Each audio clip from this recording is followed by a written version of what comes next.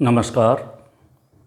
आज हम शासन संचालन की ऐसी पद्धति का अध्ययन करेंगे जो विश्व की सबसे निराली विशेषताओं से परिपूर्ण है, जो राजनीति विज्ञान के विद्यार्थियों को प्रत्यक्ष प्रजातंत्र से मानव समुदाय की आत्मा का ज्ञान कराती है।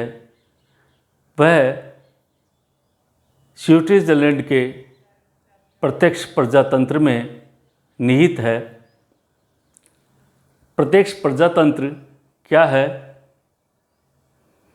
2500 साल पहले यूनान में छोटे छोटे नगर राज्य हुआ करते थे। वहाँ के नागरिकों द्वारा एक स्थान पर एकत्रित होकर कानून व नीतियों का निर्माण करते थे तथा उनको लागू कौन करेगा, कानून के उल्लंघन करने पर दंड कौन देगा। इस सारी प्रक्रिया में जनता की पूर्ण भागीदारी होती थी। विश्व में सबसे पहले ग्रीस के एथेंस में प्रत्यक्ष प्रजातंत्र के दर्शन होते हैं, क्योंकि वहाँ का भूभाग व जनसंख्या अत्यधिक कम थी। वर्तमान में प्रत्यक्ष प्रजातंत्र का अध्ययन करना है तो स्विट्जरलैंड के संविधान से अच्छा और कोई हो ही नहीं सकता, जहाँ आज भी विशुद्ध लोकतंत्र विद्यमान है। प्रजातंत्र के बारे में हेरोडोटस ने कहा था कि प्रजातंत्र उस शासन का नाम है जिसमें राज्य की सर्वोच्च शक्ति संपूर्ण जनता में निवास करती है। प्रजातंत्र की दूसरी परिभाषा अमेरिकी राष्ट्रपति अब्राहम लिंकन ने भी दी थी। उन्होंने कहा था कि जनता के लिए, जनता के द्वारा सरकार से हैं।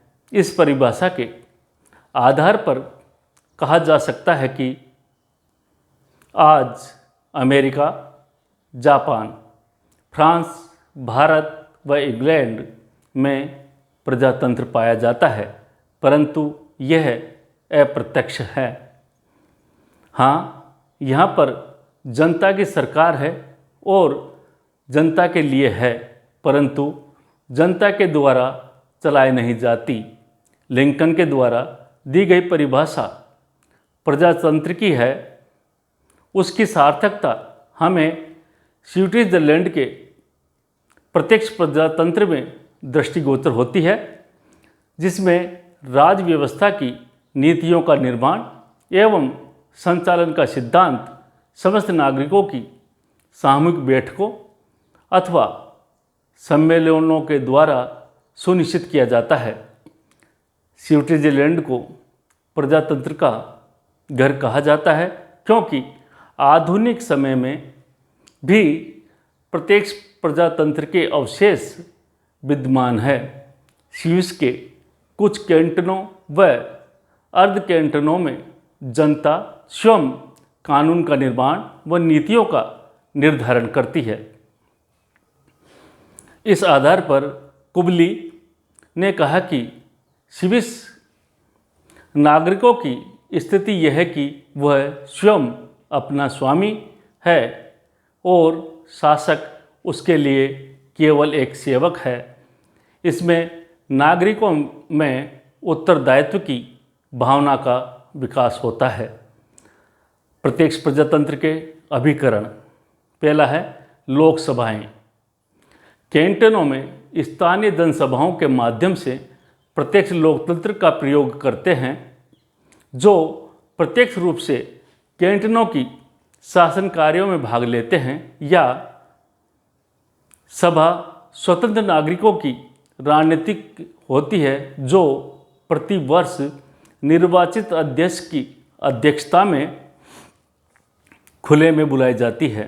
इसमें वयस्क पुरुष नागरिकों को जनसभा में भाग लेने, बोलने व मत देने का अधिकार होता है।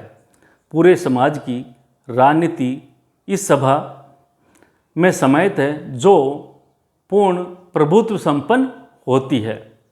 यहाँ कानून बनाती है, कानूनों की पुष्टि करती है, जनहित में प्रस्ताव पारित करती है, साथ ही वित्त एवं सार्वजनिक महत्व के विषयों के कार्यों के विषय में निर्णय करती है।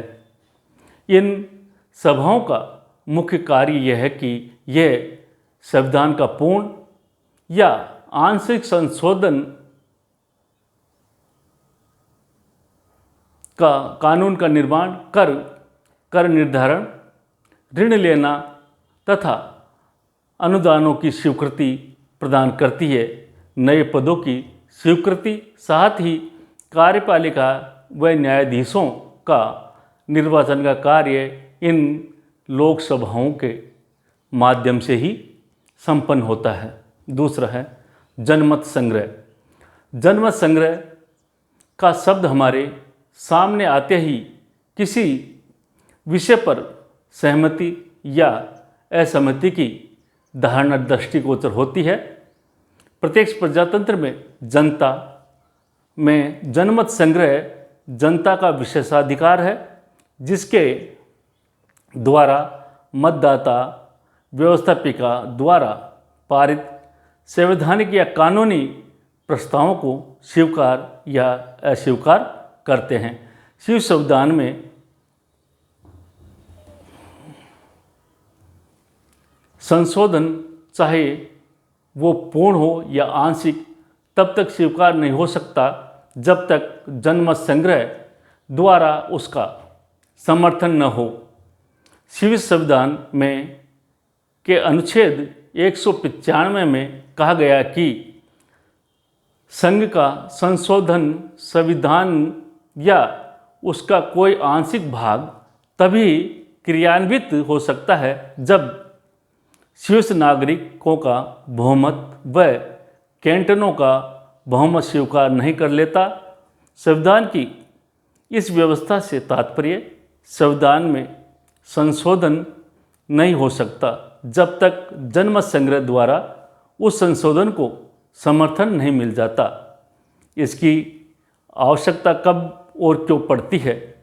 कोई प्रस्ताव संघीय शासन द्वारा प्रस्तावित किया जाए तथा प्रस्ताव के संबंध में दोनों सदनों में मतभेद उत्पन्न हो जाए, या यदि संशोधन प्रस्ताव 1 लाख शीर्ष नागरिकों द्वारा प्रस्तावित हो, ऐसी स्थिति में जनता के सम्मुख स्वीकृति हेतु प्रस्तुत किया जाता है। जनमत संग्रह जनता की वास्तविक इच्छा जानने का सर्वश्रेष्ठ पैरामीटर है। लोकप्रिय प्रभुसत्ता का सिद्धांत जनमत संग्रह द्वारा ही मूर्त रूप धारण करता है।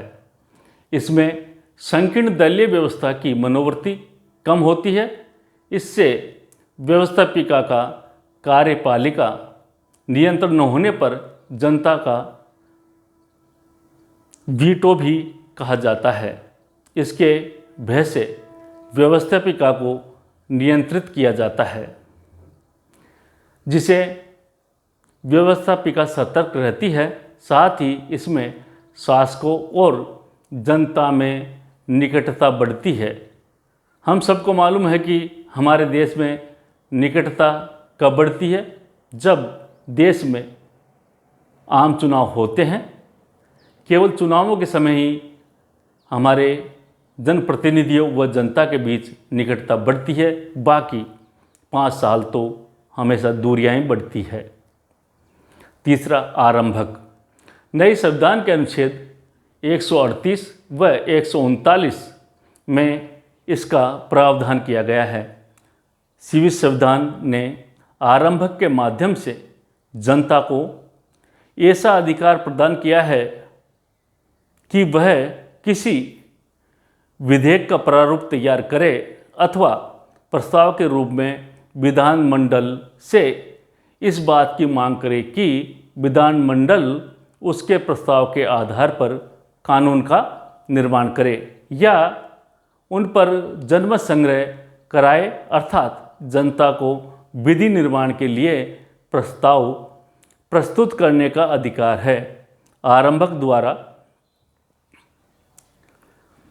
जनता विधानमंडल को इन आवश्यक विधियों को पारित करने के लिए विवश करती है जिसकी वो उपेक्षा करते हैं।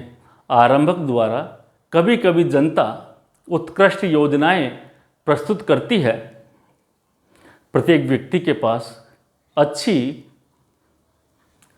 योजनाएं होती हैं जो देश व नागरिकों के विकास में सहायक सिद्ध हो सकती है, पर ऐसी योजना केवल आरंभक के माध्यम से ही प्रस्तुत की जा सकती है। साथ ही विधायिका को हमेशा सतर्क रहने के लिए मजबूर किया जाता है। चौथा है लोक निर्णय।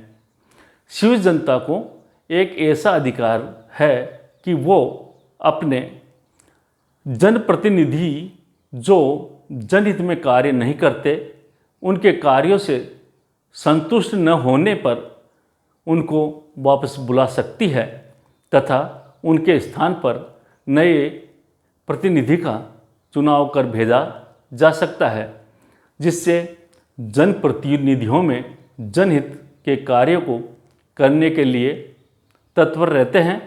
छोटे स्तर पर ये व्यवस्था हमारे देश में भी पंचायती राज के माध्यम से लागू किया गया है कि कोई जनप्रतिनिधि के कार्यों से संतुष्ट न होने पर